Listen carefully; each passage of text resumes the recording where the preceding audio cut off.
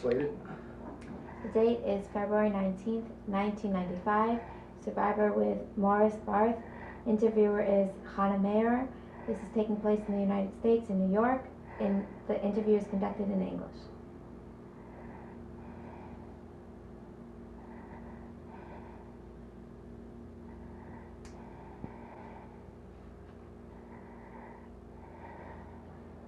And speak. Mr. Barth, please tell me your full name. Boris Barth in English. In Europe I was called by Jewish Moshe Barth. And where were you born in Europe?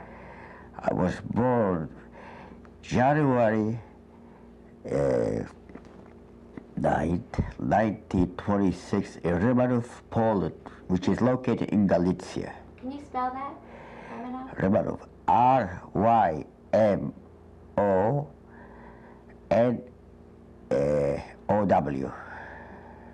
And what was Rimanov like? What was your life like before the war? It was a small town, 400 Jewish families. And, you know, it was a very, very nice little town. You know, you ask me what was it like. I mean, how can I answer you what was it like? It was everybody. We had mostly, you know, let's say we had like 400 families, but we still had 3 synagogues over there. And everybody went, you know, to the synagogue, you know, almost daily, you know.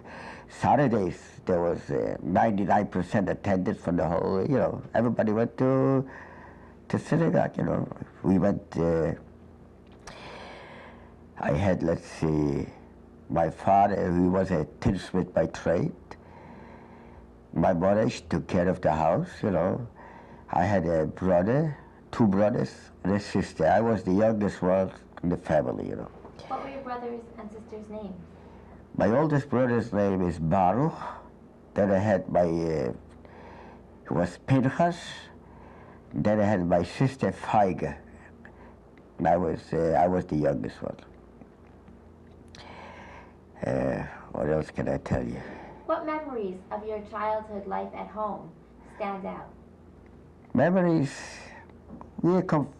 everybody was poor over there, let's face it. It's not like there was no shame to be poor, because everybody was poor. There were richer people, poor people, but nobody starved from hunger, you know what I mean? But like, you know, I remember we were looking forward, like, especially when it came Passover, because it was one of the, you know, the spring, so maybe we get a pair of shoes once a year for the holidays. Maybe we get a pair of pants or a suit, you know what I mean? And we look forward for it. It was very nice, you know, for Passover, but look, change the dishes. It was, you know, I remember as a child, like in Purim time, they used to buy already prepared eggs, for Passover. Like in Hanukkah, in the winter time, they used to buy, let's say, a geese or something.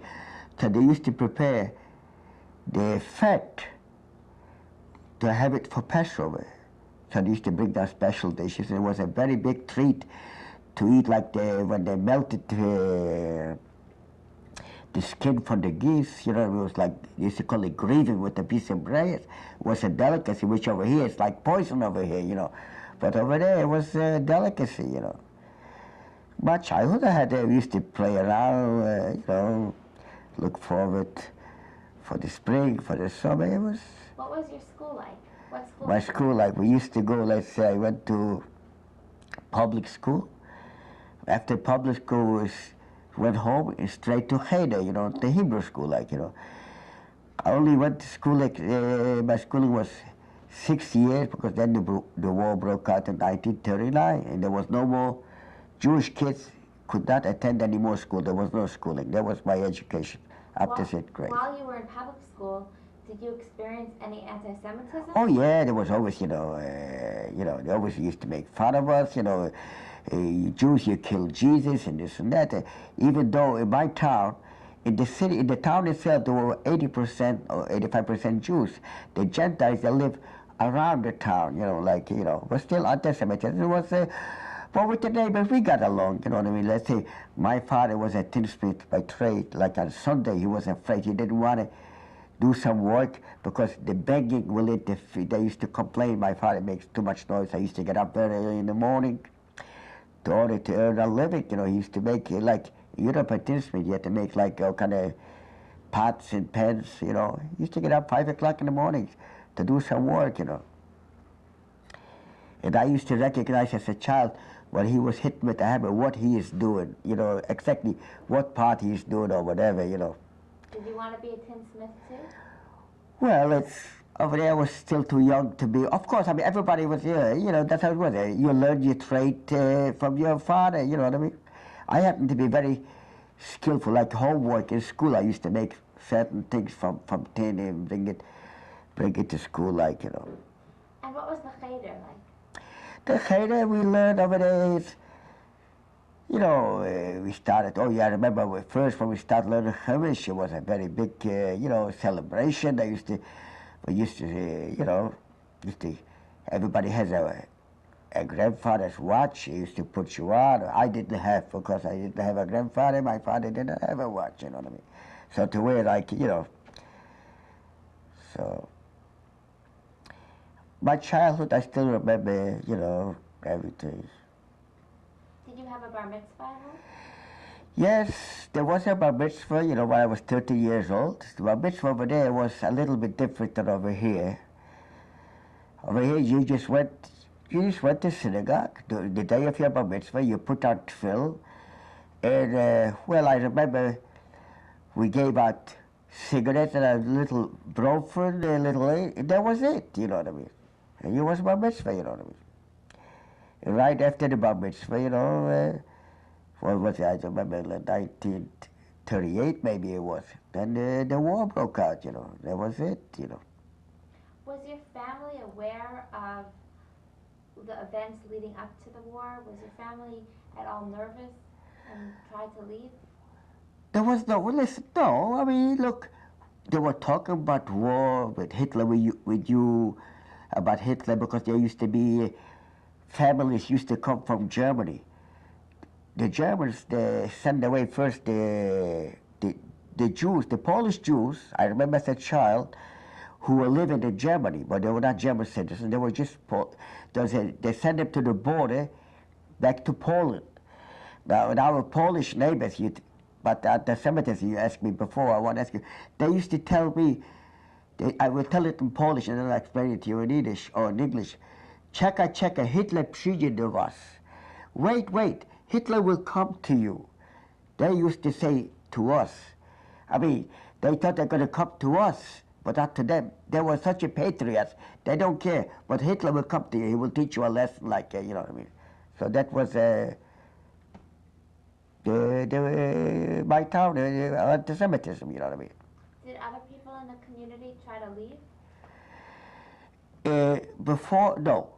Nobody started. There wasn't, where could they go? There was no place to go. I mean, first of all, we didn't know what's going to be. It's going to be war. It's going to be war for everybody. I mean, people knew there was a war. I mean, like the Second World. People remember, you know, they knew the Germans, so they were the Austrian army. There was anti-Semitism, but they're not, you know, they're not going to kill anybody, you know. They thought it would be like the First World War. Listen, I was still too young. We were talking about the war. You know, the Germans, they say, we want this, you know, and the Poles used to say, we're not going to give nothing. We're not going to give even one button, you know. They wanted Danzig first, the corridor, you know. I remember as a child, you know. So. Did you have a lot of relatives in that town? Well, I had an aunt, an uncle. But that's what I had. In Rimanov itself, I had an aunt and an uncle, that's all. And did you have other relatives that you communicated with or that you visited in town? Yes, I was still too young to travel by myself, but sometimes they used to send us, like in the summertime, by a little town called Chin over to an uncle. He didn't have any children, so we spent a few weeks there, like during vacation time, you know, a recess from school, like, you know. And when the war broke out, what happened to your family at that point in 1939? The war broke out, the Germans came in. First of all, it was very big fighting was going on in our town over there. When the Germans came in, they thought there were a lot of civilians shooting at them, so the whole town, all the people had to go out in the market. There was a market. Every little town had like a marketplace. It was, where they used to be.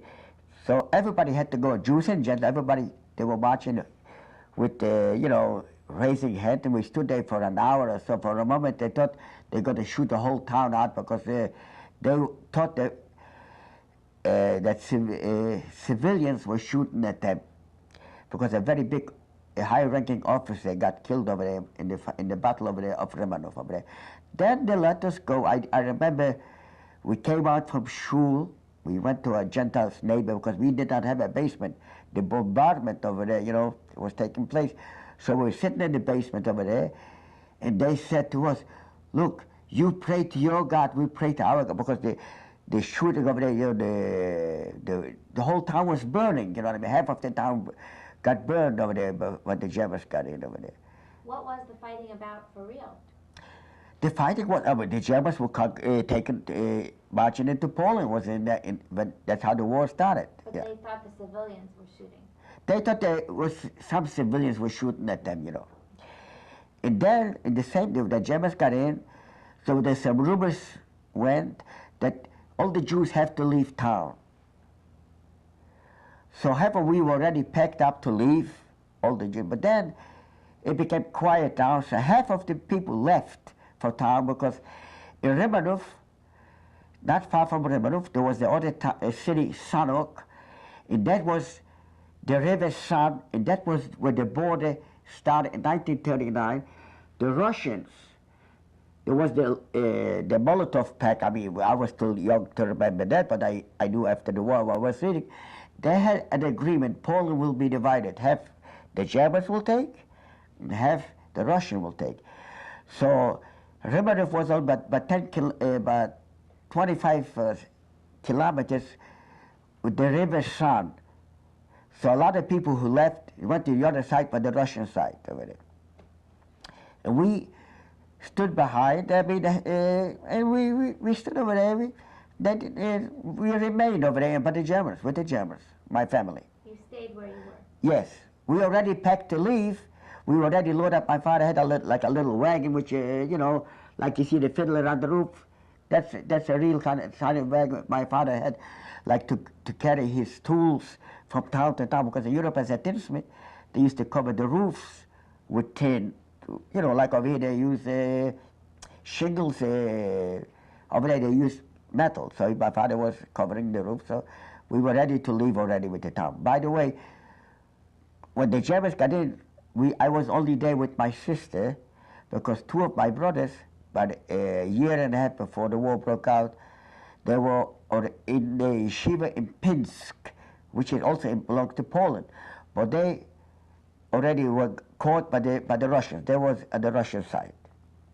So I was only with me and my sister and father and mother, you were on the German side over there. At that point, did you know what your brothers were? Did you have contact with them? We knew what they were. We did not have any letters, but later on, after they settled, the war ended, so there was already some kind of communication, and we got some letter from my brothers, from the brothers. They located at Pinsk. Then one of my brothers, he was shipped away. They went the whole school over there, the yeshiva. They went to Lithuania. What was the yeshiva's name? I don't know the name of the yeshiva, but there was because in Rimanov itself there was no yeshiva, so he was sent over there. I mean, not we had the money to send, but over there you did not pay. If you didn't have any money, they did not pay. They ate, you know what I mean?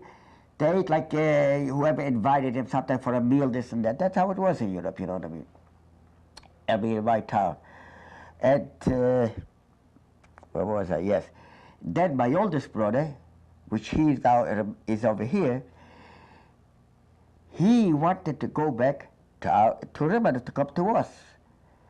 So he started to go back to be united to come home. Now, so they were caught by the Russians. All the people who wanted to go back to the German side, they were by the counter-revolutionaries, so they were all sent away to Siberia. So my brother, he was sent away. He was in Karela, Finska, which is by Finland over there, in the cold, ice cold. He was sent away. That's the only. Thanks to that, he survived. I mean, there was in a way the Russians, what they did, they sent all the people over there to Siberia or to Asia. The one who wanted to go back to the German side, came out to be a favor for them. They survived. Whoever could survive. I mean, they were not killed. Only if they died from hunger. But not like over there, but the Germans over there. Yeah. And when the Germans came, then you were just with your sister. And how long did you stay in your house at that point? We stood over there. Little by little, it started out. Okay, the Jews were not allowed to go to town to market. Only 1 hour, certain hour, you're allowed to go out to buy things. Then everybody has to wear a Star of David. Then this was in 1940 already. They used to bring in from all the little villages. It used to be like a village, 5 kilometers.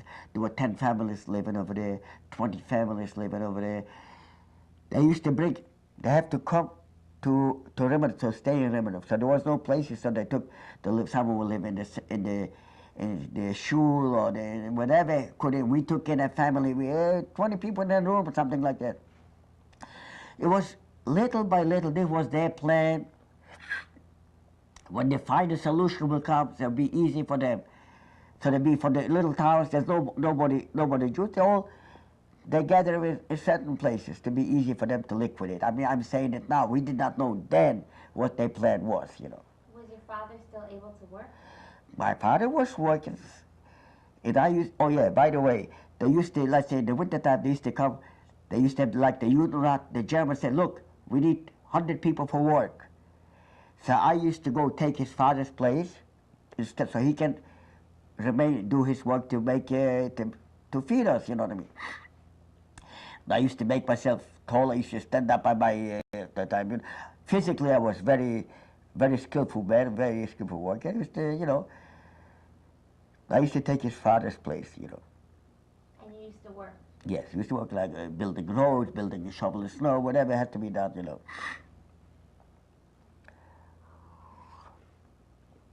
Now, should I?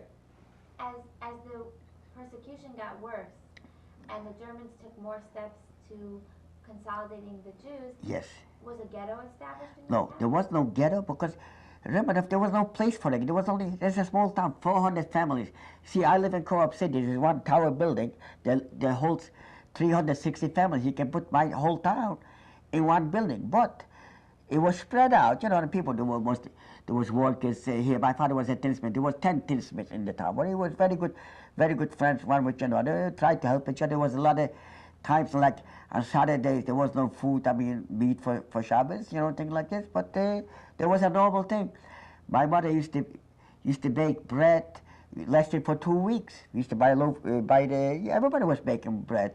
Like, preparing for Shabbos was a Thursday, you start preparing Shabbos. Over here, you prepare for Shabbos, you go to the store, you buy. Over there, you want to have noodles, you take flour, put egg, you bake everything from the scratch.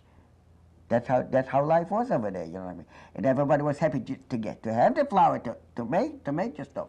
Over here, everybody complained, oh, I worked so hard, this and that. And then what happened? Okay, little by little, then the war broke out between, Germany declared war with Russia. There was the heavy winter in 1941. Every Jew who possesses a piece of fur coat must turn it over to the Germans under death penalty, because the Germans, they were starting to freeze over there, and they were collecting all the furs they can get from the Jews. Now, we didn't know what was going on from one town to another, because to own a radio was death penalty. Penalty to own a radio. I don't know if it was only for the Jews, I don't know, because there was death penalty for to have a radio. So we didn't know what was going on from one place to another. Things were getting worse, food was getting scarce, you know what I mean? But we still managed. My father used to have friends and used to go over there to the villages around the town. He used to do some work. We used to take a little grain. I remember, I will never forget, for Passover. It was a Passover 1940. Was it 41? I don't remember. Yes. Our next door neighbor had a grinding stone. You know, Europe, years ago, there was no, you grind. So my father used to get grain. I used to grind the flour to have matzah for Pesach. You know what I mean? That's how we used, you know, that's how we used to do it. Now, the final solution, I mean, I would say, what you call the liquidation of my town, was in 1942, was it maybe, let's say, maybe 1 month before Rosh Hashanah. It was very early in the morning. The Ukrainians getting the, were wearing black uniform, they ran into house to house. In 1 hour's time, everybody has to assemble in the middle of the town, all the possession, whatever they have, you know. Did you have any warnings that this would be happening? We did, we found out later on, like a day before, they liquidate a town next to it. But we didn't know it because we didn't have any information. We didn't know it. Oh yeah, they send away people for work sometimes. Oh yeah, one point I want to bring up. Once there was an American citizen now in my town. The Gestapo came in, he had a little store, they came into him, they took him down to the basement, and they shot him. It was the first time we heard about the German, you know, for no reason, I mean, just because he was an American citizen, so they shot him over there. Okay, now let's go back to liquidations. As I told you, I was working on the roads, building roads. I was a very good worker. So when they assembled the whole town, so the foreman for the factory, not for the factory, for the building the roads, it was the name was Firma Kirchhoff, which is located in Stuttgart. The master, he picked about 75 to 100 people to be left for work. And I was among them because there was the foreman, he picked me up too. Now, when they liquidated, it wasn't a liquidation. They came in, they assembled. They thought it's going to be like they're going to send them to the east, to east or something. My father, he took his tools. I mean, he had an expensive tool. I mean, it's not expensive tool. Over there it was expensive to a good scissors, no kind of thing. I mean, he took his tools with him. That's how we didn't know what was going on. We were left, the 100 people, whatever, to march down over there. They put us in a school over there, and that's how we remained over there until the beginning of the winter 1942. Where was your family at this point? They were already, we did not know whether, oh yeah, I want to bring something out. When they liquidated this town, the railroad station was about 6-7 kilometers from the town. They were marched to the train station with all their possessions over there, whatever they had over there. The elderly people who could not walk, very old people who could not walk to this train, they load them up at trucks. There was near Rimanov, there was a little town, a place over there which is called Barth. Over there were all the people who could not walk. There were already ditches, grave dug for them before ahead of time, and they were all shot over there, the ones who could not walk to the train. We found out after the war, they were all sent from our area. They were sent to Belzec. Belzec was a camp, not a concentration camp, was just a place, a dead factory. Over there, nobody survived. Nobody. We found out after the war where they were shipped the whole, but most of them, they arrived already half dead to begin with, but they loaded them up in the wagons, at the train station. In the wagons, they spread chlorine. Do you understand what I'm saying? In the cattle wagons, anybody has to urinate. You know what this thing does when you put chlorine in this thing. So when they arrived over there, they already have that. we found out about it after the war, where they were shipped. And did you know where your family was shipped? Yes, that's what I was just telling you. All our area from Galicia, they were all shipped to Belgians. Over there, it was just just a killing field. Just how they were. I believe they were with the. They put them over there with some kind of a gas. They were not just experienced so good with like in Auschwitz. And when you were with these 100 people, were these were all your friends? All for my friend, from the 100 people who were left, I can say which I've been in touch with, but 3 or 4 or 5 which they survived. Now when the winter came, 1942, we could not build the roads, work on the roads no more. There was already snowing, so we were sent to Reichshof. It's called in Germany, in Polish, Rzeszów. There was the ghetto in Rzeszów over there. Now, should I tell you what happened in Rzeszów, or you want to ask me questions? What happened in Rzeszów? Excuse me? Tell me what happened in Rzeszów. Okay. We got to Rzeszów over there in the winter time. They throw us in a building which already, Rzeszów was already liquidated. There was no Jews over there anymore, so they put us over there in buildings. No heat, no water, no food, no nothing.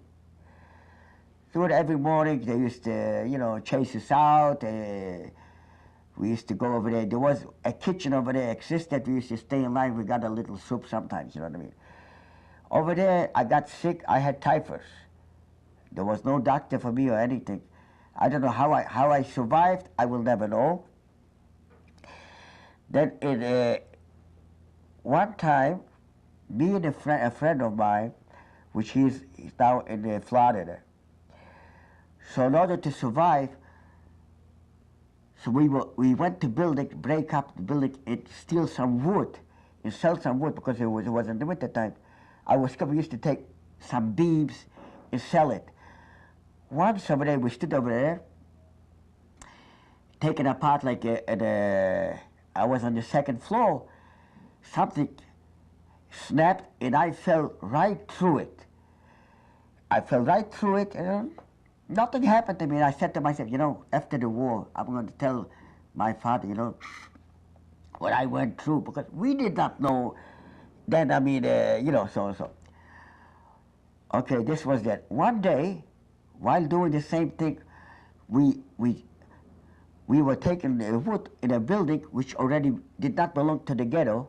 It was already on the Aryan side, All of a sudden, there was a shot ringed out. I received a bullet on the side over there, which scraped my skin in my jacket. While this thing happened, I jumped. The other friend hit himself too. I jumped up like a second floor, and I jumped down from the building, and there was a group of people working chopping up bricks with hammers, like building the road, making. So I mixed because on the other, I did hear already a dog. When I was shot, a dog on the other side. So it turned out he happened to pass by. His name was Esther, the Gestapo who ran from the ghetto over there. He must have saw me from the other side from the fence that I was over there. So he missed me. I was scraped over here. And the same day, while I was sitting over there, working on this, with a hammer, because I ran away, they were catching people. The Germans, they were catching for work. Some kind of detail, and I was caught among them too. They put us to a building over there. I don't know, maybe about 50 people, 100 people over there. It was so crowded. This building over there, it was in the summertime. So in order to catch a breath of air, about 20, 30 people, we stood on the balcony. And the balcony was not from concrete, it was like a wood and a wrought iron. All of a sudden, the balcony collapsed. All the people, most fell down like 2 floors. Me and my other friend, the one who's still in Florida, I remained hanging on some kind of.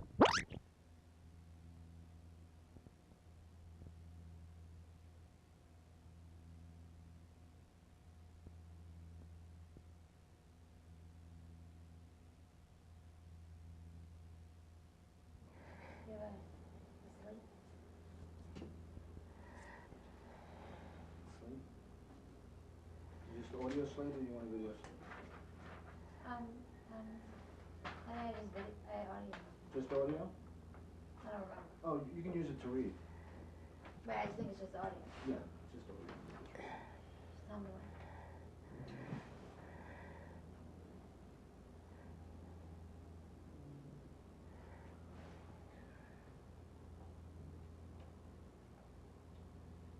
Okay, we're rolling. Slate it. The date is February 19th, 1995. The survivor's name is Morris Barth. The interviewer is Hannah Mayer. The interview is conducted in the Bronx, New York, and the interview is conducted in English. This is tape 2. Tape 2.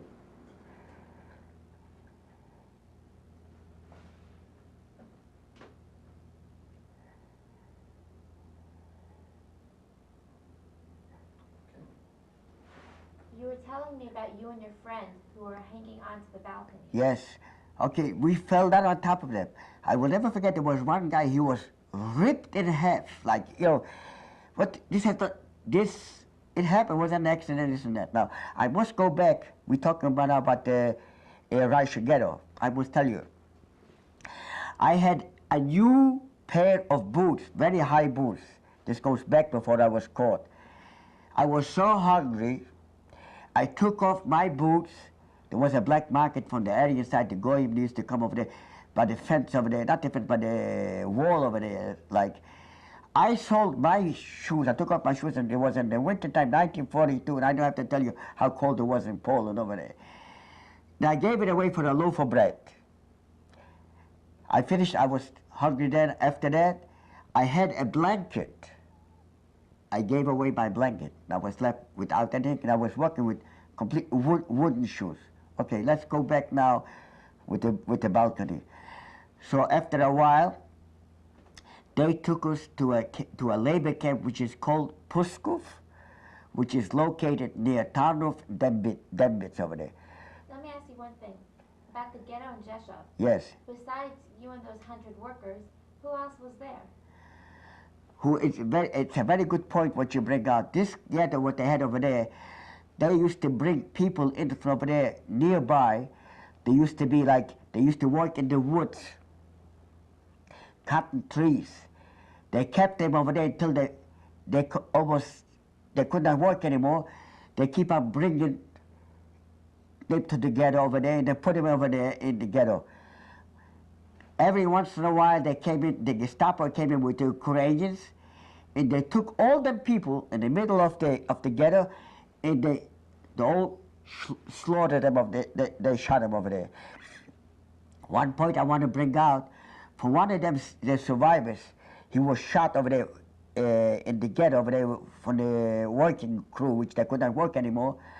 There was one guy, he lived through it. He played dead. He had a bullet, it went right through him over there, but he played dead. They came with the dogs.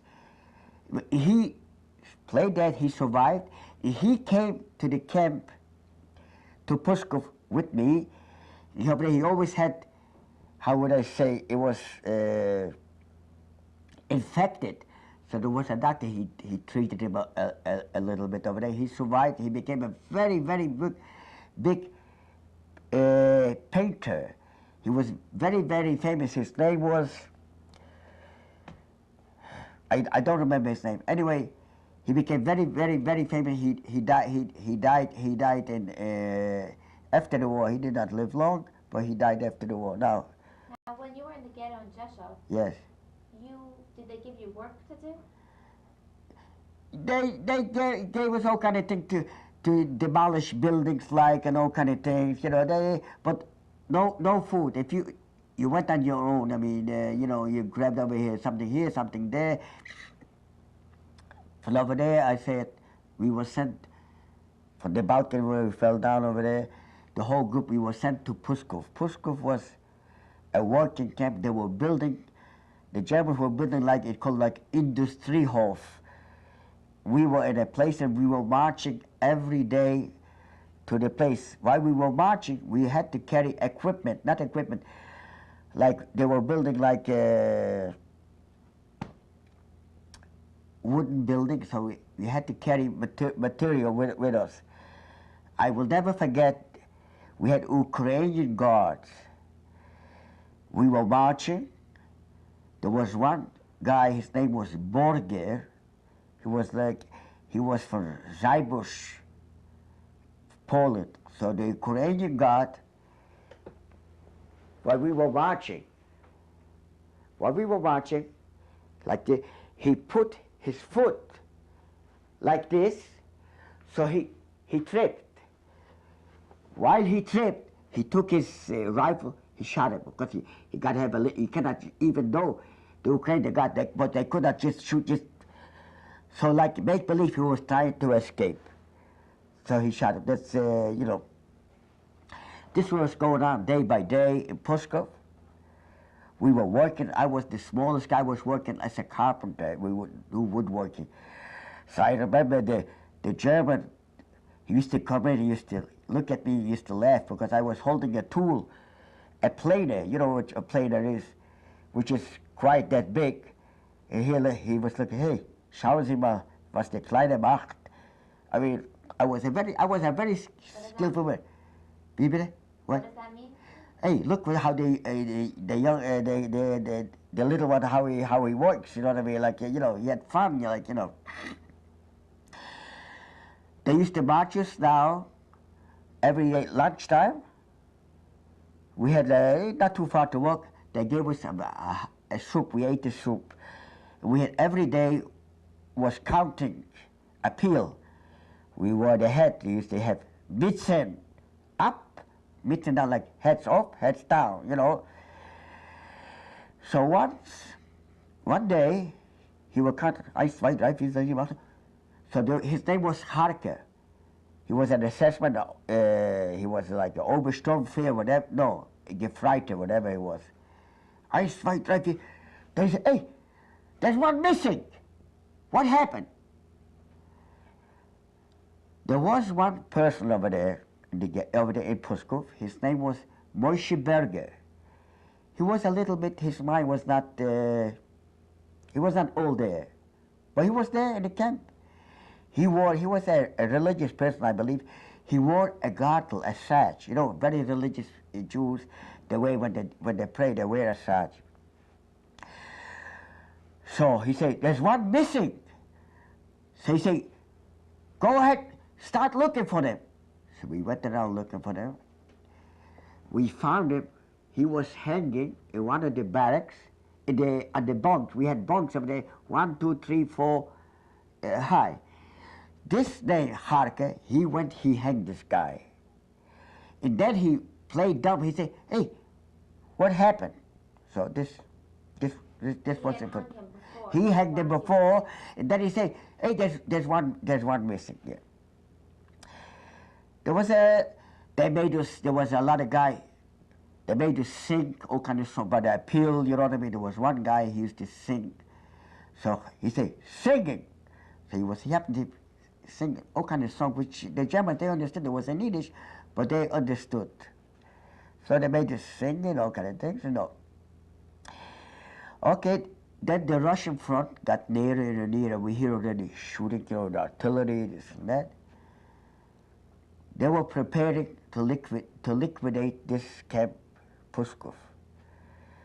So we were working day and night, making boxes for the SS to pack up equipment, whatever, you know.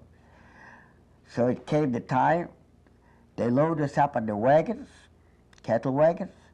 We did not know where we were going. We were traveling under, it was in this very, very hot, in the closed wagon. We finally came to a stop, and they gave us some water. They opened up the wagon, and they gave us. I remember, I will never forget that the rest as I live. Like I pushed myself to get a little water. So there was a name, the capo, Poldi, was his name. So he slapped me. All right, listen, I would not hold nothing against him. Some of you know, he was not just he happens to be a German by himself, German Jew, but he slapped me, he hit me. But I still got a little water. We arrived to Birkenau, Auschwitz. Did you know about? No, we did. Did you ever heard of a concentration camp? We did hear something, Auschwitz, we did hear something, but we did not know what. We arrived to Birkenau. They kept us over there for quite a while. The head for our camp, his name was Ruf. He brought us over to Auschwitz. To Birkenau. The way I found out, he said, well, we have over here all skillful people over here, So when we arrived, they loaded us straight they took us into the showers. No selection. There was no I don't remember if there was. No, I don't think there was the selection. No, there was no selection. Yeah, they took away two people. They took away right away because one of them was very. He had the yellow. What do you call it? He was all yellow. What do you call the yellow? Fever? Not yellow fever. Sometimes your skin becomes yellow. There was I remember they took away two people over there or something. I don't remember the selections. I think there must have been some kind of selection over there. But they took us into the showers. I remember I was fighting over there. I got over there when the water was running. And I stood there maybe for 10 minutes just to drink until I was busting over there. Okay, after the showers, everybody was shaved on the arms, and then they gave us the numbers.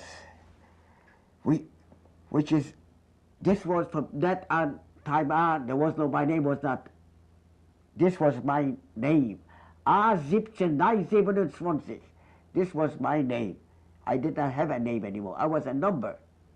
What's the number in English? A17967. This was one of. By the way, as you notice, this is done by needle. This is you know how a needle was. It was done so expertly done. There was special detail who did this thing. Now, after we got the numbers, they marched us, and we smelled like flesh burning. So we saw already the crematorium and the gas chambers over there. Over there, when we got over there, we knew already that what was going on over there. Were you still with people from Rimanov? Were you still with any of your original friends? A few, just a few, because we already. Because, by the way, the ghetto was liquidated when we left. Most of the ghetto was liquidated. After a week later, nobody survived. They were all killed over there. I was taken away because I ran away and I was caught, which they sent me to Puskov. The rest of it, nobody survived from the ghetto. Okay, so while we were in Birkenau, we were in Birkenau. Birkenau there was Birkenau and Auschwitz. We were in Birkenau. Auschwitz was already, if you were left over there for work, people who were working. Birkenau was a Vernichtungslager, which means a liquidation place. I mean, the gas chambers, either you stay or, left, right, this and that. Okay, we were there, I don't know for how long we were there. In Birkenau. What did you do there? We didn't do nothing. They just kept us over there, they locked us up in like how would I say, like stable, and like it was built in the barracks, very huge, 4 or 5 without stove. They didn't do nothing to us. A few days later, they called up.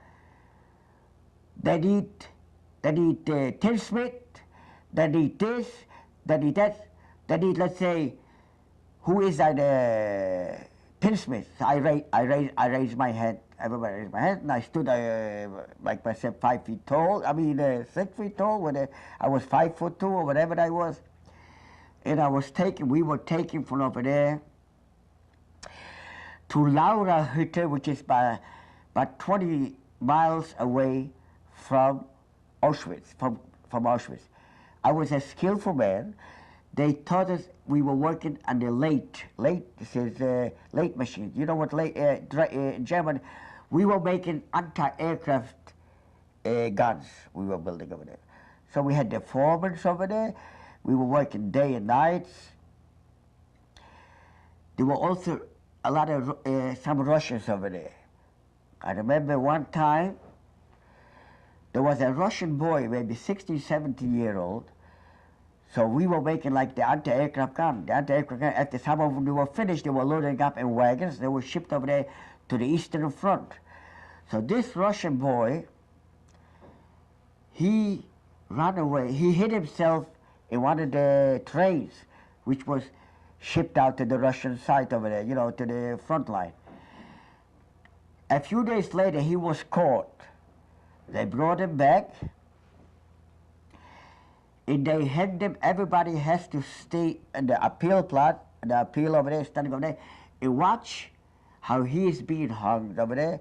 Who did the hanging? There was one, a German couple. They put him up, and I think he stood up in a gallows over there. There was a box, they cut the box down. Everybody should see. Or it was written, of course, they do everything legally. They be paid for Himmler, so-and-so, whoever, you know, so-and-so, this death penalty, because he was trying to run away. Okay. Then the front came much nearer. This was, oh, by the way, while we were in Laura Hütte, almost daily, we were chased to the bomb shelters because they were bombing the whole, there was in Silesia, they were bombing, there was the British, I believe, the British or the Americans, they were bombing all the factories around there. Now, mind you, Auschwitz was 20 kilometers away. The Allies, they knew what Auschwitz is and what is being done over there. They could have dropped a few bombs on the train station, on the railroad stations, and the crematorium. What were they afraid? A few inmates are going to get killed? So I will never, history should know that they did do nothing to save us. Did people in the neighboring cities, in the neighboring towns, did they see you? Did the Polish people see you as prisoners? They were happy to see all the Jews gone. Auschwitz was not built in Czechoslovakia, was not built in Belgium or in France, because the people would never allow a thing like this to happen in their territory. They didn't like the Jews. But in Poland, the Germans knew they'd be more than happy to collaborate, you know. Oh yeah, we're going to go back to that. Where am I now? We are in Laura Hütte, which daily, you know, we had electric fences around there. The hunger was so great, sometimes I said to myself, you know, maybe I should run over to the fence. It will take a second. I finish. We never knew we're going to survive. They're going to keep us until at the end. We never had any hope already to survive. What was the barrack like there, with all your inmates? What was the life like? In Laura Hütte over there, we were given every day a little soup, a loaf of bread. We were with a lot of Hungarian people over there, which there was already 1944. 1944, the Polish Jews, it was already Judenreich, but in Hungary, they just started in 42, so they brought them to Auschwitz, and I was with a lot of Hungarians. So we used to get a loaf of bread, I don't know for how many people. In order, let's say, you should not get a bigger piece of bread, or maybe you get a, so they used to make a piece of paper, write a number 1, 2, 3, 4, and they used to hold it like this, He used to say Hungary. I used to learn a little Hungarian. To who does this belong to? Who does this belong to? So everybody should not be cheated. Maybe he would get a bigger piece of bread. But who took care of you? You were still a young child at this. Who took care of me? Did you have any family members? No. Did you know about any contact with anyone? There was nobody. Everybody was for himself. Everybody was for himself. You learn how to survive. Okay. Now, after this labor camp. After this, we are talking this labor camp, Laura hit it, yes.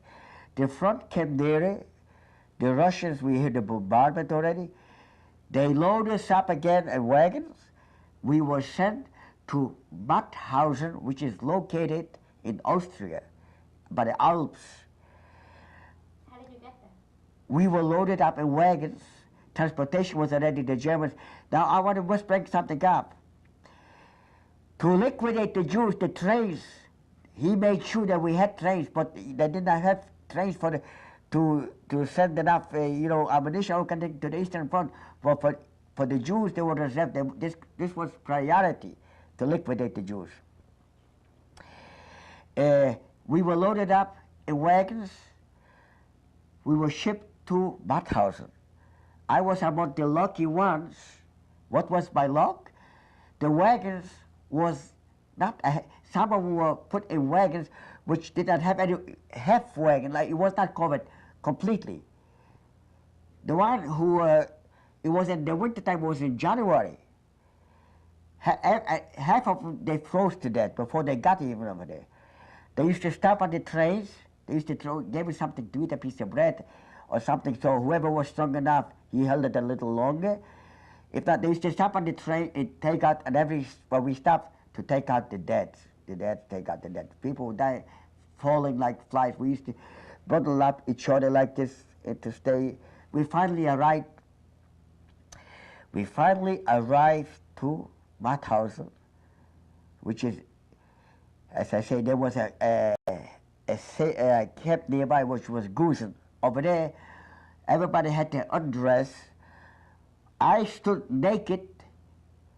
It was snowing. And I said to myself, how did we survive before we got to the showers over there? Naked over, we stood there under maybe for a half an hour or so, you know what I mean. We finally got the showers over there. We stood over there. They threw us in the barrack. After a few hours, they gave us some kind of soup and a piece of bread, which looked like from sawdust. It was not, I don't know what it was made from. We were happy to get it.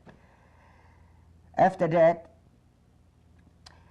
we were shipped to Hanover. You didn't stay in the camp? No, we stood there maybe a few days over there. We were shipped to Hanover. We worked in a factory which the name is Hanomag. Also on the late machine work and all kind of things. The factory was already bombed out. They were just covered up with there was not even a roof on the factory. Everything was bombed out, but the machines, they were still working over there. By the way, when we arrived to Hanover, it was in the nighttime, I will never forget. There was a very big bombardment that our train jumped from the track, up and down. Okay. They put us in a camp over there. We worked in Hanomag. This was in the city of Hanover. But the camp was about 5 kilometers away. We had to march every day, back and forth. And the roads were already bombed. I remember once I marched and I found a piece of bread and a piece of biscuit. How I picked it up, and how I was so happy. Now once I found some potatoes. So in the factory over there, we had ovens to keep it warm. Not me, the masters. You know what I mean?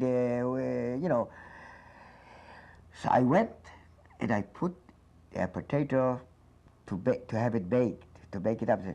So I was caught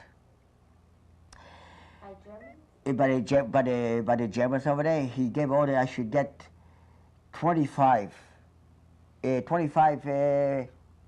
behind, to be 25 whatever caning or whatever, you know, yes, 25 beatings. So I remember, then all of a sudden there was we had to run down to the shelters because there was there was an air raid. So why was the air raid? He said, okay, A721, where are you? Okay, come on. So there was a German couple. He happened to be a nice guy. So he tells me, look, put your coat inside the pants. I have to give you the 25. So he gave me, his name was, I forgot his name. He was a criminal or whatever, political. There were a lot of Germans over there, like homosexuals or whatever, because, most of them was not politically, thieves, so they were the couples.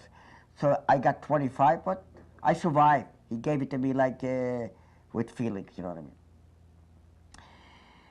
Okay, we are now in I forgot the name. There was Allen near Hanover was this camp. The time came the British got nearer. Nearby was a Polish camp. They told to dig between the two barracks to dig a big grave over there. We didn't know what to dig, a very big ditch like from here to this thing could be very, very deep. 2 days later, appeal, everybody out, we leave in this camp. Everybody, we will line up, got a piece of bread, some got a piece of margarine. So his name was, I don't forget his name, what's his name, the guy who gave out, anyway, we gave out the bread.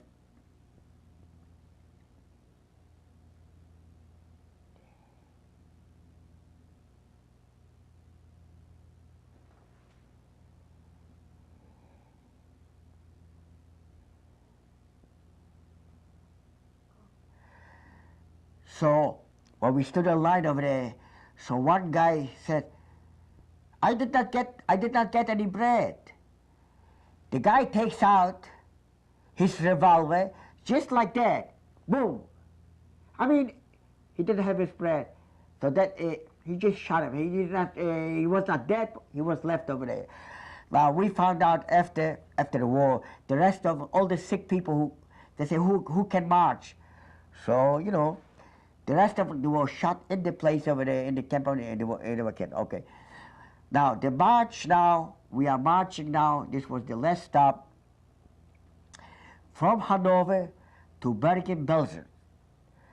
We were marching through fields and all kind of thing. No food. Well, we ate right away up. The guards. They carried their their knapsack, so there was a wagon, and they made us. They put all their belongings on the wagon, and we pulled the stuff over there. Whoever could not keep up with the march, he was pulled right away out. It was a detail, two guys with shovels, took him in the woods. We hear, punk, punk, shot. There was a special need. They buried him. Now, one case I will never forget. There was a guy, his name was Zilberman, Moshe Zilberman. He was from Dembitz. He opened up the knapsack for the German guards. He took out, he stole a piece of bread. The Germans, they caught him. They pulled him out to be shot. He was begging, please, bitte. I would say it in German, what he said, lassen Sie mich leben, der Krieg ist ja zu Ende. Let me live. The war is almost to end. I was hungry. Please let me live. He was taken in. The guy his name was Rex. He was taken over there. He was shot. I remember it was a father and a son. The father was holding his son.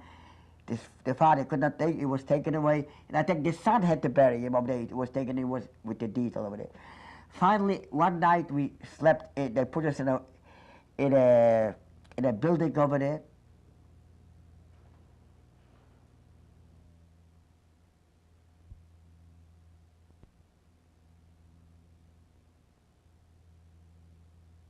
Over here, my hut. No, it's hot. Do you want to open a window? No, it's all right. It's all right. It's okay. Okay, slate it, please. The date is February 19th, 1995. The survivor's name is Morris Barth. The interviewer is Hannah Mayer. The interview takes place in the Bronx in New York City. The interview is conducted in English, and this is tape number 3. Tape 3, tape 3.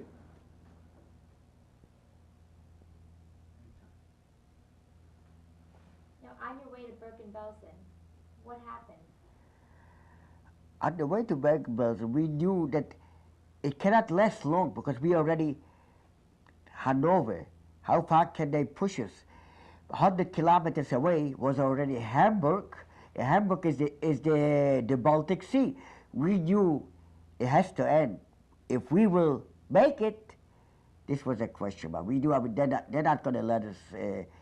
We was at the end they're gonna kill us. You know what I mean? They didn't want anybody to remain to tell the world what happened. Yes. But you knew the war was coming to an end? We felt that it's coming to an end. Yes. Because we were, you know, we ran away first from the Russians, then we came closer to Germany, and then now the British, the bombardments and everything. We knew it's going to end soon. So we were on the way to Bergen-Belsen. This was our last stop. That's why I was liberated. Now, should I continue? You want to ask me? Before you were liberated, I want to ask you a few questions about your experience in the concentration camps. Yes. Was there any kinds of thing that bonded you to the other inmates and gave you hope? Was there any song you used to sing or any hopeful prayer you used to have that you would survive till the next day? Prayer, there was no prayer. There was nothing. To me, it was a struggle day to day. I mean, it was, you know, I didn't believe we were going to survive it. Did you want to? Listen, everybody wants to live. Nobody wants to die. If anybody tells you he wants to die, he's not telling you the truth. If a person who's 100 years old, nobody wants to die. You know, we were taught, look, I'm so young. I will never know what it means to be in love with a girl. I don't know why okay, that's fine. I don't know. All right. Maybe myself. Did anybody interview sometimes someone break down? Okay, let's go back to Bergen-Belsen, yes. You want to ask me more questions? All right, whatever. So I'm prepared, don't worry. At this point, did you have any whereabouts? Did you know about the whereabouts of any family members? No. Did you meet any old people? No, we didn't know nothing, absolutely nothing. Didn't know. I don't know if it was Monday or was Tuesday or was because we didn't know anything. Now, were you given special treatment the whole time through because you were skilled workers? We were given sometimes a little bonus, sometimes way back, not at the end, in the beginning when I was a laureate. We used to get a little some kind of little extra, or some food was left over. So we used to get a little bit, you know. Yes. And you were kept together with this group of skilled workers Yes. the whole way through? Yes. So you were always with the same... Yes, until the end with a group of people, yes. Which are a few of which I'm in touch with.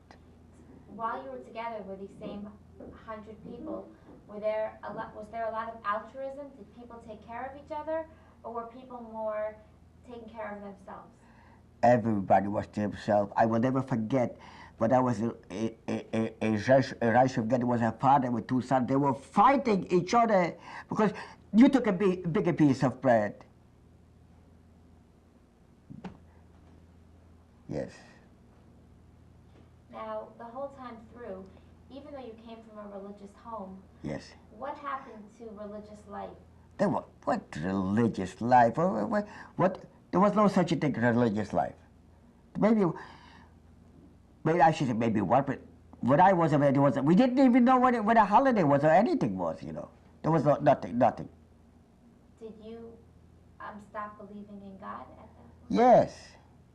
I said, how can, look, as I told you before, when Abraham was bargaining with God, look, he started out, there 50 righteous people, 40, 20, then he settled for 10.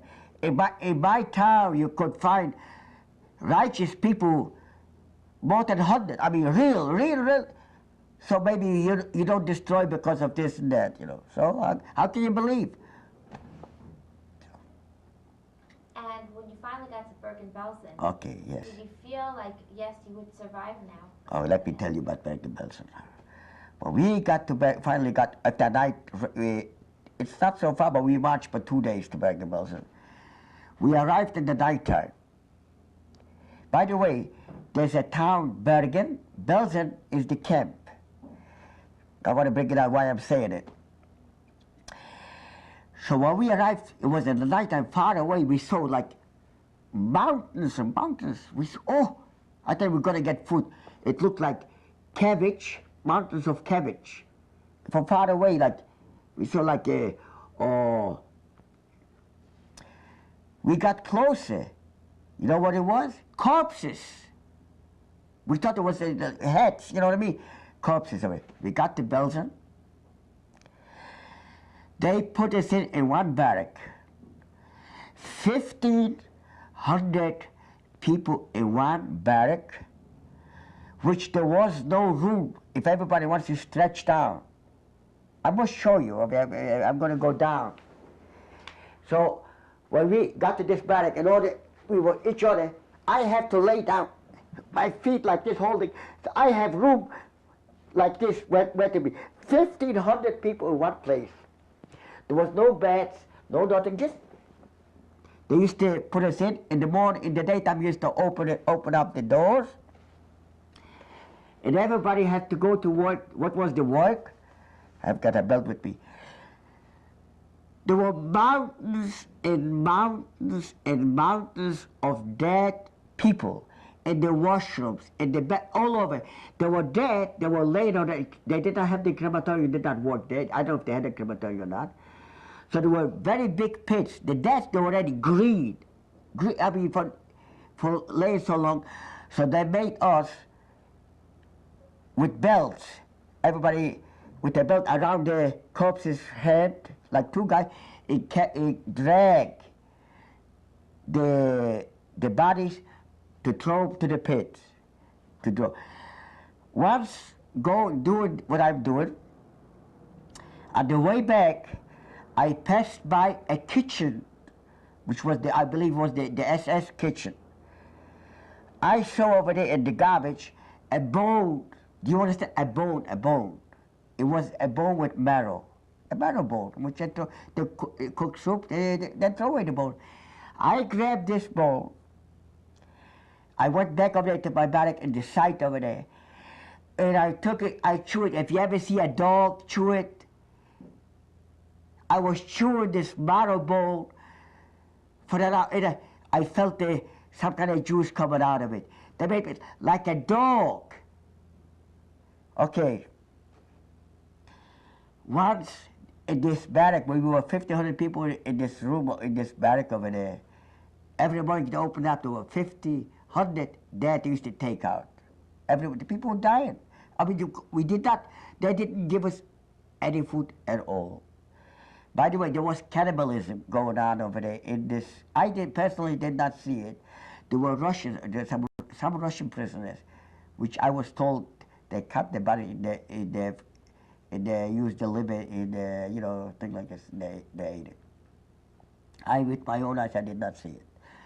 But I will never forget one thing in my life which tortures me even now while I have my mind.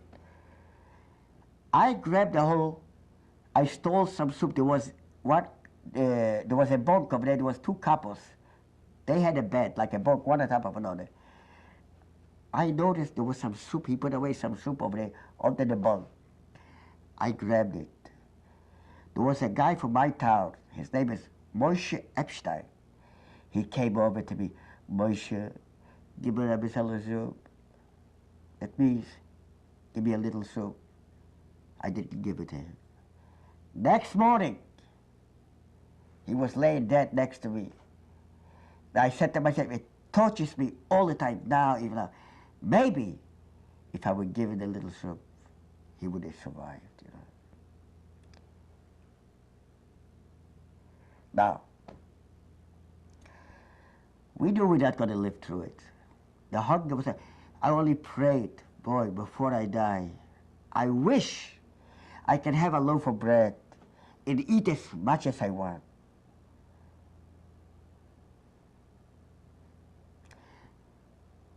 Then it came April 15th. I didn't know it was April 15th, but 3 o'clock, I didn't know it was 3 o'clock. We were there, we saw tanks over there on the other side of the camp. There was the woods, there was the British came into Bergen-Belsen. By the way, I must point something out. The guards at the camp, we had Hungarians at the camp.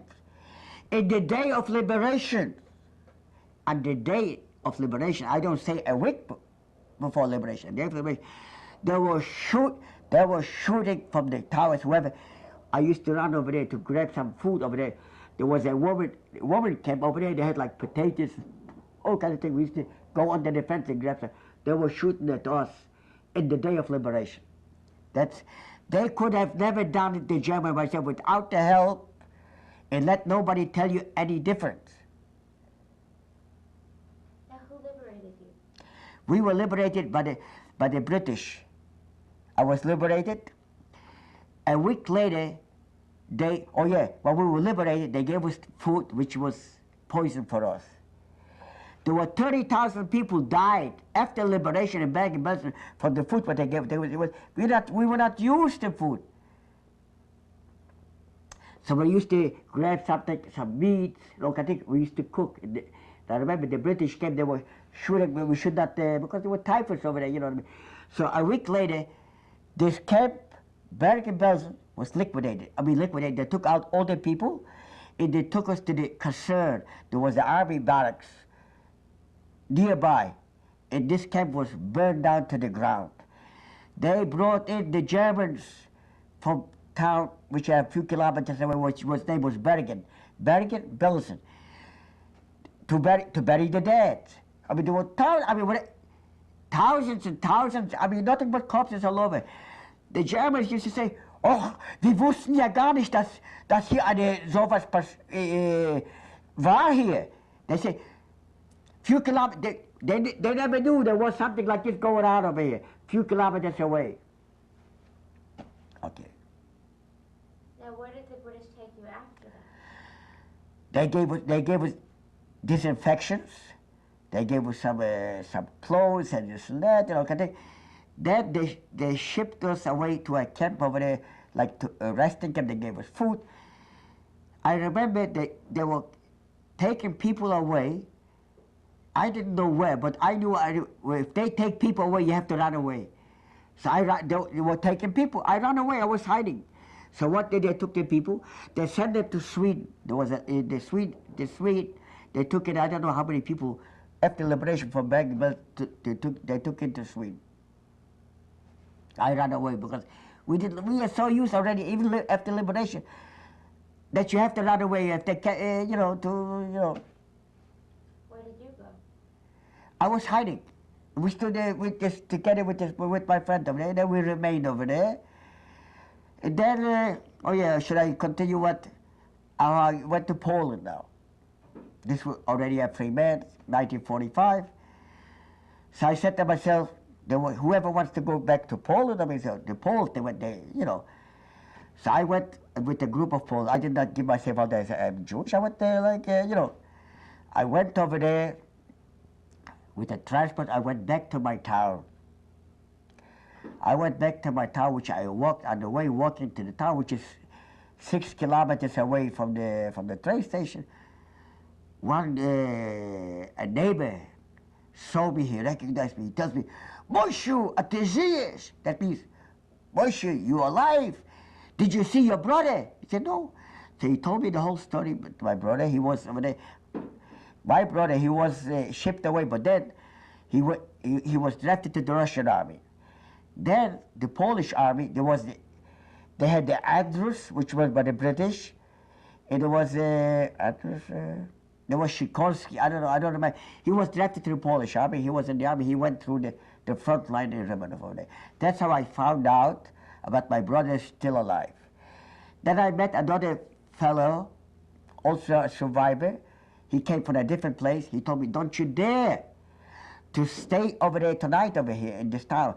They were killing the Jews all over, whatever they found, because they were afraid the Jews, they're going to take away their property back, you know what I mean? Did you go visit your old house? The old house was burned down. But I went to a neighbor. She was very good, friendly. That the neighbor, yes.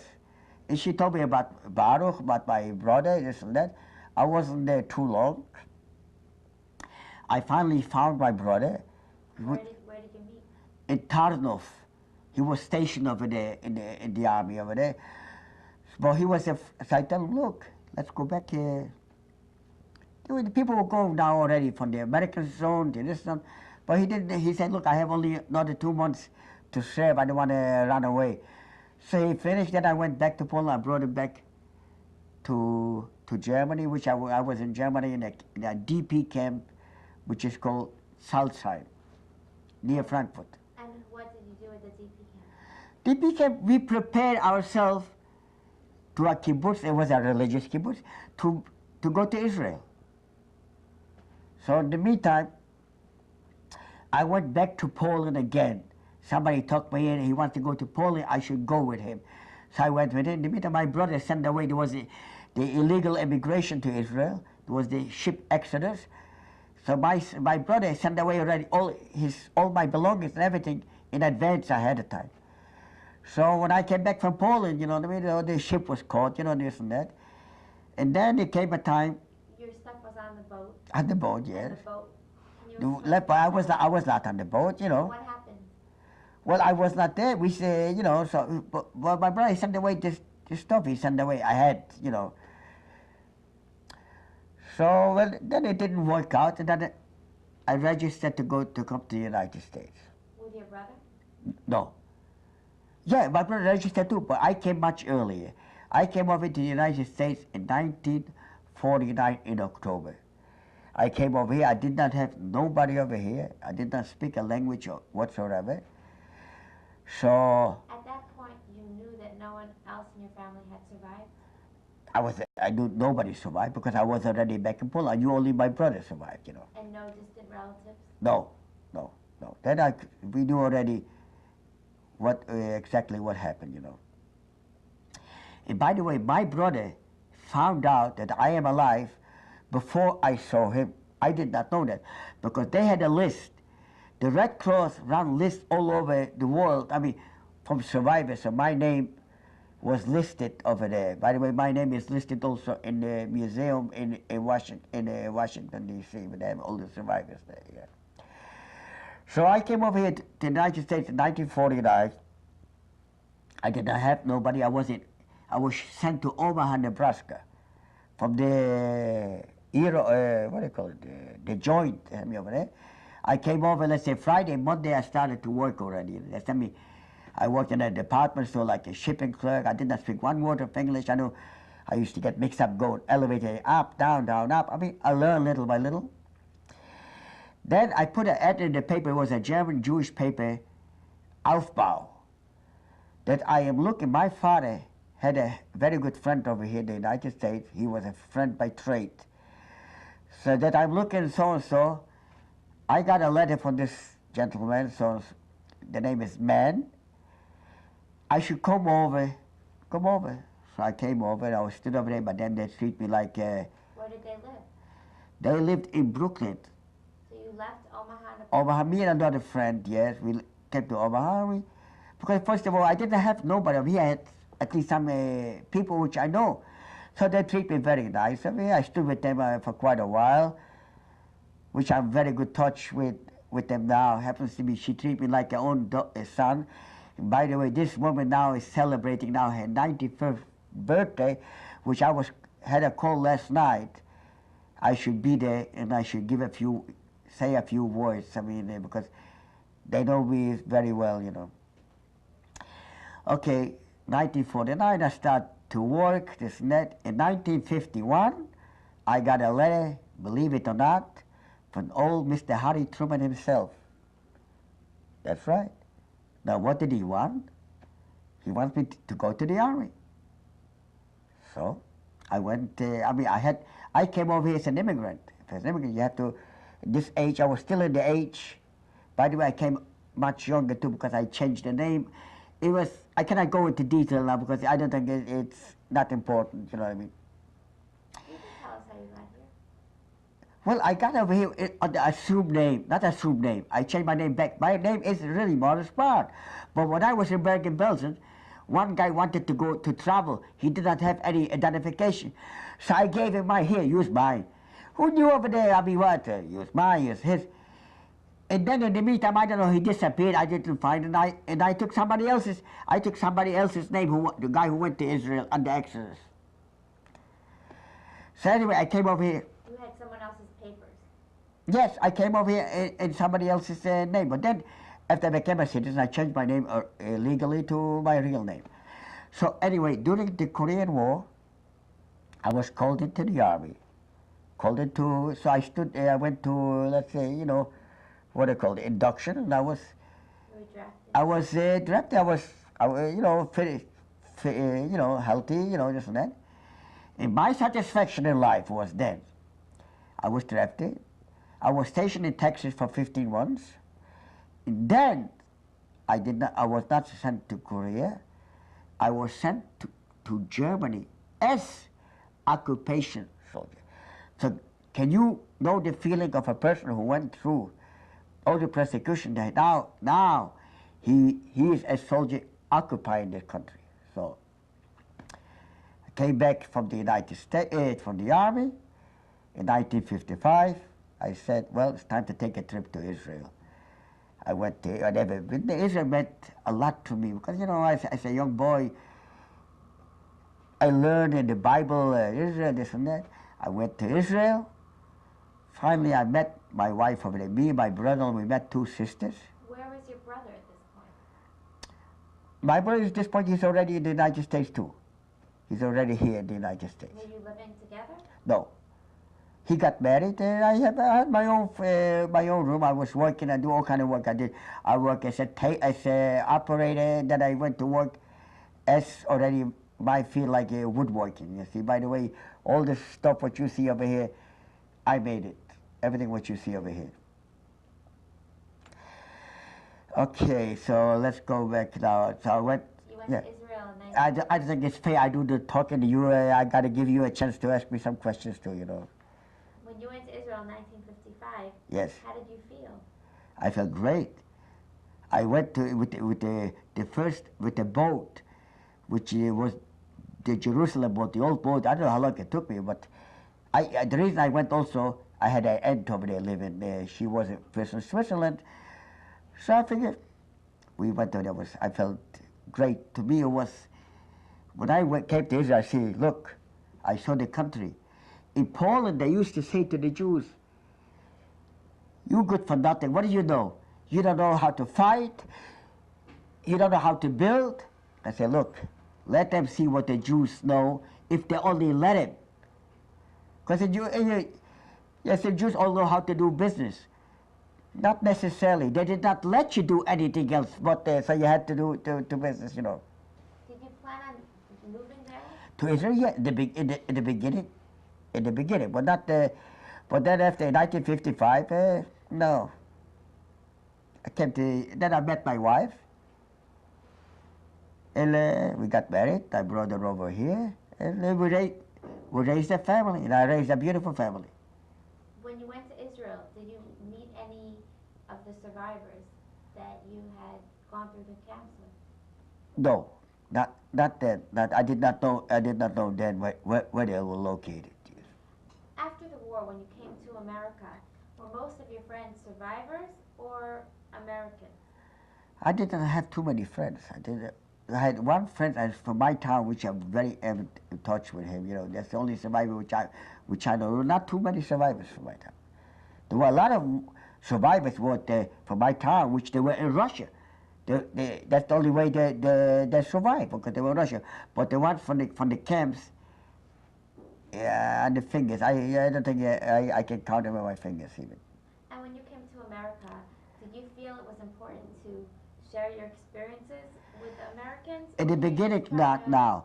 Now, more than ever, I think I feel duty bound to say what happened, because if you have now people coming out, it never happened. What would be happen? Not in 20 years. I'm still around, there's still a few, another 50. There won't be anybody even to tell about it. But there's only one way I would suggest. The guys who say it never happened, let them just go to Auschwitz, revisit it, because over there, everything is intact, whatever is left over there. And there's a film over there which is being shown, which was not done by in Hollywood. It was done by the Russian army when they entered Auschwitz. And you see the piles of hair and everything. It's there. It's there. Now, did you go back to visit subsequent since you got married? Did you go back to visit Poland? Yes, I did. I went once. Let's see, about 4 years ago, was it 5 years ago? I took me and my wife. We went over there. While we were in Warsaw over there, we marched around over there where the ghetto was, because my wife, she read the book Mila 18, so everything was familiar to her, you know. Oh, she saw Mila and this and that, the bucket. So we met a Gentile gentleman over there, stood by, he saw over there, so he came over. He figured, oh, because we were asking. So he tells me, you know how we helped the Jews? We sent down underground, we sent them milk. I said to myself, who is he talking to? And by the way, I must go back, but I revisited Auschwitz. There was the guide over there. He was telling stories about it. They want to make a story up that the victims were the Poles, not the Jews, you know what I mean? So I tell them, hey, hold it. Who you talking to? I mean, we joined a group over there. We went on our own, me and my wife. Well, we joined a group over there. They had over there like a tour. By the way, they come from all over the world. They come over there, from Japan, from all over. So I said, look, don't tell stories. So I said to him, look, I'm a revisitor. I'm not visiting. I am revisiting. So just tell it the way it is. Don't say the way you have it written on your book, whoever, but they told you what to say, you know what I mean? Well, you know what happened now in Auschwitz. They wanted to make it, you know, that the Pole, all right, it's true Poles got killed. But the Jews, they were killed just because they were Jews. And there was their program over there. Poles over there, they were there politically, you know what I mean? Now that we're in America, do you ever have a feeling like that the Holocaust could happen again? Yes. Listen, I want to bring something up over here about the ship St. Louis. I didn't know, I wasn't here, but I read the paper what was going on. Mr. Roosevelt, he was a very great president, was a very big anti-Semite. He could have saved the people from the ship St. Louis. He was the president. He could have said, look, I want the people to be put away. Put them in a camp, but don't send them back. Put them in a concentration camp, any place, like they did to the Japanese. And after the war, send them back to Germany. They did not have to be sent. Who knows how many brains, how many Einsteins will come out from them.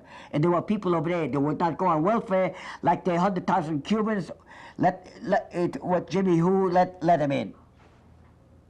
I have a right to criticize this country because I serve this country.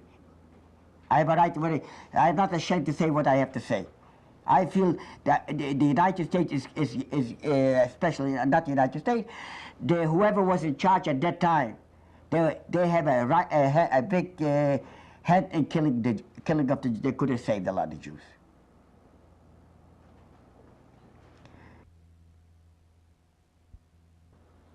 Okay. How did I do? I mean, You're doing excellent. You're doing great. Really, really. Don't tell me. Just tell it the way it is. I mean, I don't want to. And you keep on. You're getting into it. You're so passionate about it. Okay, slated, please.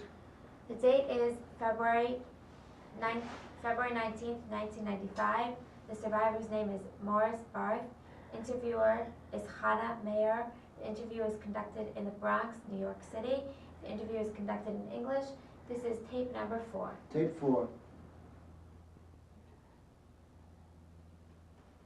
Mr. Barth, now that you're living in America, what do you think is important to transmit to the next generation? They should never forgive and never forget. That's all I have to say. I mean, I especially cannot forget and can never forgive. Do you think it's important for younger people to visit Poland and Germany and the concentration camps? I think so. Yes. And what about all the movies, like Shoah and Schindler's List? Do you think it portrays an accurate picture of what happened? I think the Shoah was portrayed quite accurate. Schindler's List is very, very good, except you have to have a little scene which, in my opinion, could have never happened in reality, like weddings, whatever, all kind of things, yeah, you know. Because I don't know, maybe yes, maybe over there. When I was in all the camps, there was no such a thing. There was no, we were not with women at all, altogether, you know. And even now, do you still think about your experiences every single day? There's not a day passes. I might look normal to you, happy to you. What inside of me, sometimes I'm driving a cab now, and it comes to my mind certain things. I said to myself, look, people die. There's a grave you can go visit. I haven't got anything. I'm not even to see to go. You know, people, some, they die, people go, lay a flower, lay something. There's nothing. And people can come out and say it never happened. How can the Germans, how can people like that, such intelligent, I mean, it was just, when I drive a car, I see a dog, I would hit a tree, I would not hit, or a pigeon, try to avoid anything. How? He like, I told you this thing, to hang somebody, say, hey, what is he? Or like the guy, the Ukrainian, to take out and just cold blood, I mean. That's all. I think it's very important. People should know what happened. It can happen again. I know that you have 3 beautiful sons and a lot of grandchildren. This is my victory. This is my victory. I raise my children, you know what I mean? If they want to be religious, they should know their heritage. They don't have to be a Moody or any kind of thing. If they were, religion, you cannot force anybody. But you should know the history of your people. Thank God, a credit to my wife, because I was busy working all the time, most of the time. She is the one who, she raised him. I did the hard work, no kind of thing, which I'm very proud. I have now, thank God, I have 10 grandchildren, and they're all beautiful kids, intelligent kids, and they know their heritage too, you know what I mean? How is it a victory? How is it a victory? Because he wanted to wipe us out under the sun. Listen, how is it a victory? While we were in Czechoslovakia, did you people know that the Germans, they built a museum, they started to build a museum with all religious articles from all over the world to show sometimes there was a Jewish people, this is their so. There was in the process. I don't know if you people know about it. When was this? The Germans, they started to build during the war a museum. There was a Jewish race.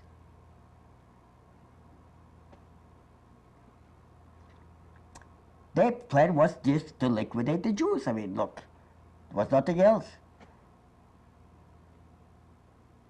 Are you still in contact with any of the people from Rimanov or from the concentration camp? Yes, we had a reunion now. I was in Israel now, which I have a picture over here with all 3 of us. We have a number. They're different, maybe one number from one another. You know what I mean? It was a reunion from which camp? We were together in all the camps. I mean, they're not from Rimanov, but we were like from Puskov on, you know, we were together. Did you ever participate in any of the big reunions? No, no. I was going to. Now they had a reunion like for liberation, 50 years of Bergen-Belsen, but it falls out on Passover, and the Passover, I don't feel like Passover is, I believe it's a holiday, a family holiday, stay home. On that note, I think we're going to meet your family soon. Excuse me? Would you like to introduce us to your family? Yes. Okay, we're speeding. Mr. Barth, do you want to introduce us to your lovely wife? Yes, why not? This is my wife, Michelle. No, Mazal. Mazal Barth. Okay, she Mazal calls her, Barth. in English they call her Michelle. Mazal But Barth. officially it's Mazal Barth. And where are you from? Mazel means good luck. I'm from Israel. I was born in Jerusalem. And now I'm married and I'm here since 1956. We have 3 lovely children. Yeah, what else? I don't know why she is excited. Yeah. You have a lovely home, a lovely family. Can we meet the rest of your family? Yes. Eddie! It's hard for me to talk after what I heard. Did you go back to Poland with your husband? Yes. Yes, and it was very emotional. You saw Rimanov? Yes, we saw Rimanov, we saw Krakow, we went to Auschwitz. It was very emotional. On the way, why we rented a taxi. We drove through the little towns. I told her, look, every town what you drive through, there were 90% Jews. There's nobody, nothing left, nothing. Because the Jews don't live in the city, they're going to live around the towns, you know. And did you tell your children about your experiences? At the beginning, he didn't talk about it at all. Not even to us, he didn't. To me, he didn't talk about it. It was very difficult for him to express himself. But it came to a point that he just broke up and he started talking. And he never even cried before. It was so hard inside him. Now it's a little easier for him to talk about it. Listen, now I'm the victor. I lived through it. I raised such a nice wife. I have such a beautiful children, and beautiful grandchildren. So I see my accomplishment. You know, it was worth it to survive. All right, I think we're going to meet your family now. Okay. Yes. You'll introduce us. Yes. Okay.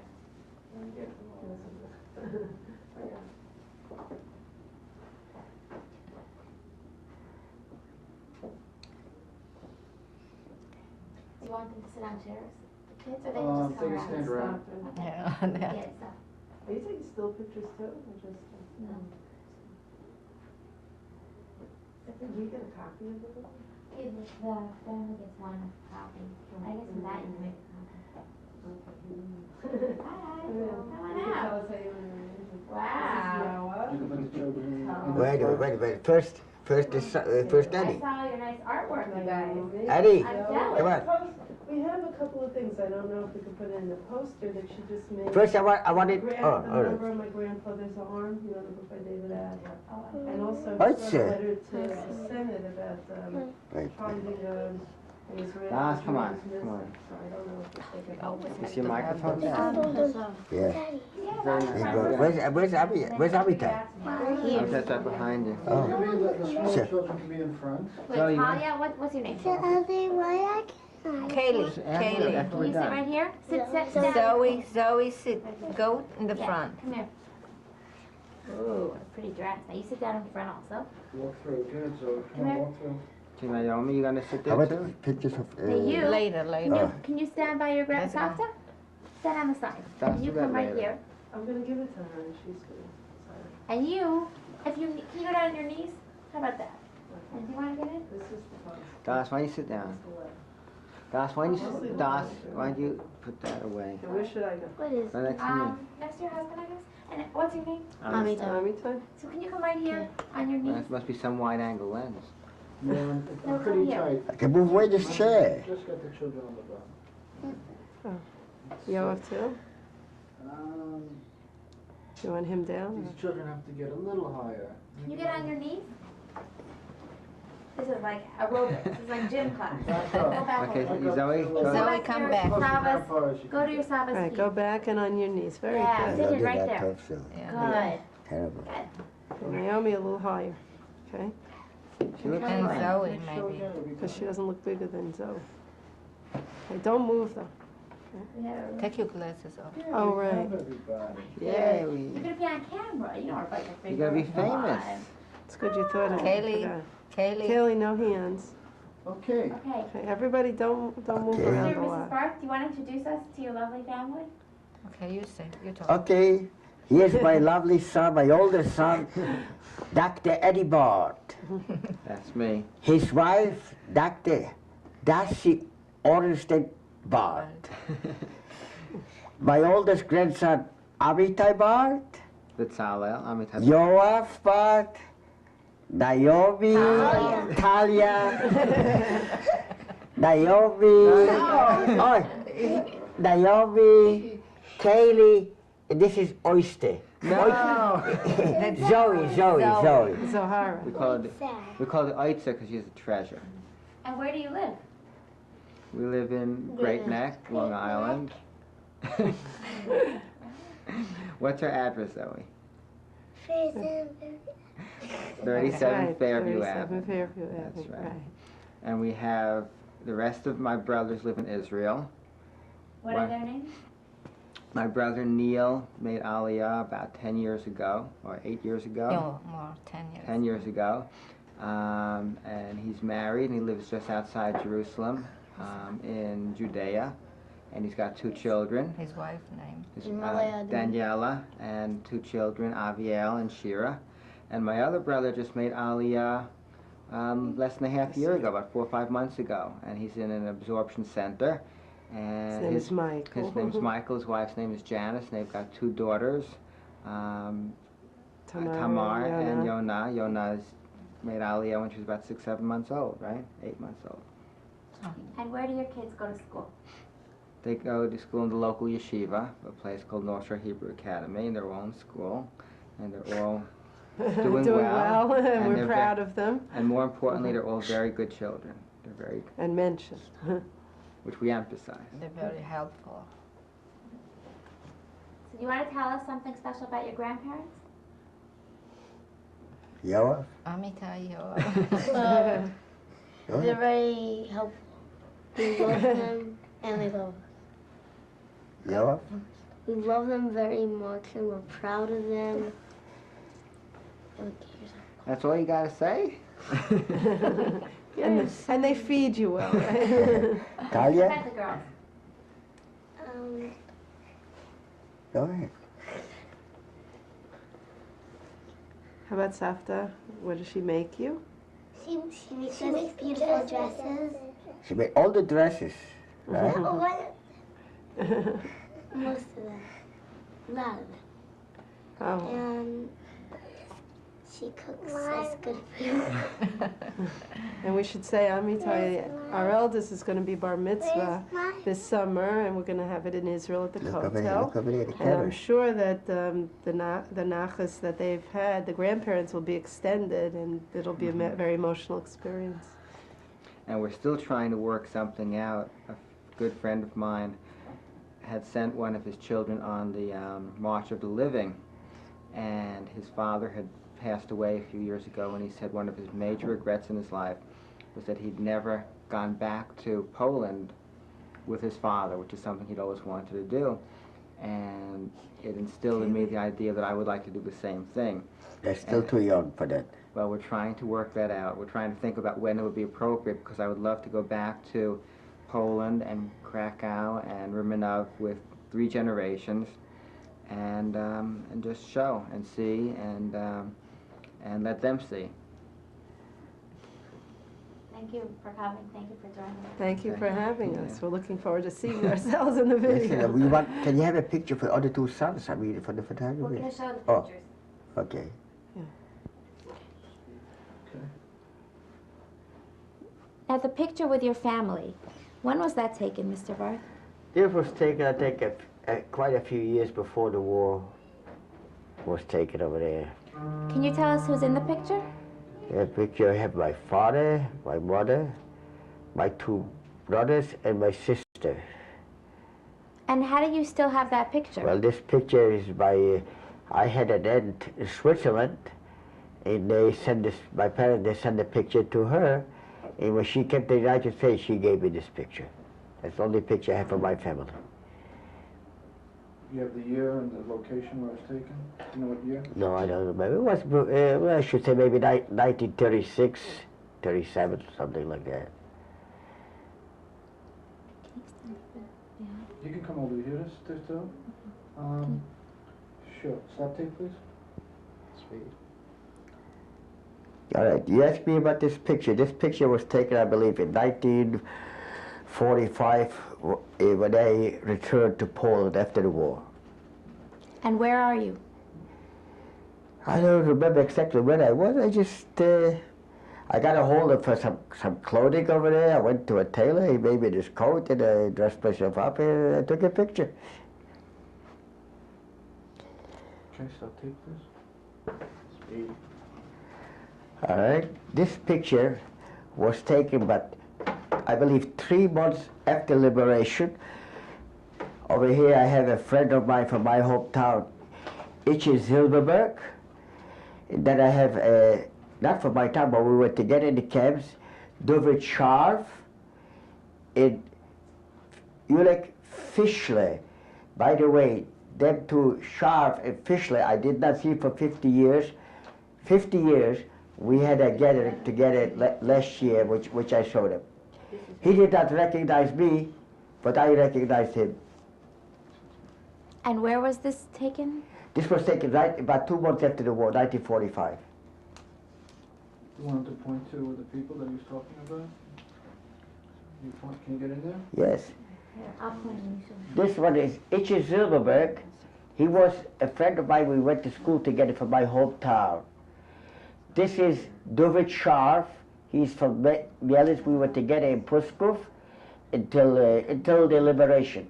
And this name was Vilek Fischler. We were also together in the camps all the time, which I did not see for 50 years. I just met him last year. Okay, stop tape. Yep, sweet. This is a picture which was taken but 2 years ago when I was in Israel.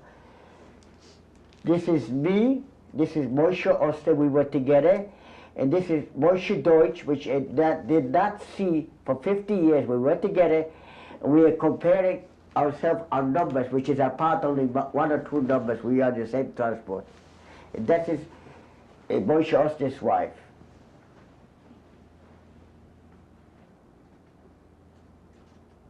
Okay, stop tape. Sweet. This is the picture of my oldest son's wedding. Eddie, this lovely wife, Darcy. This is my middle son, Neil. And this is my youngest son, Michael. And of course, this is my wife. What year was this? This was 79. 1979. And where was this? This was taken here in New York in, where was it? Oakland Jewish Center. Oakland Jewish Center, the wedding.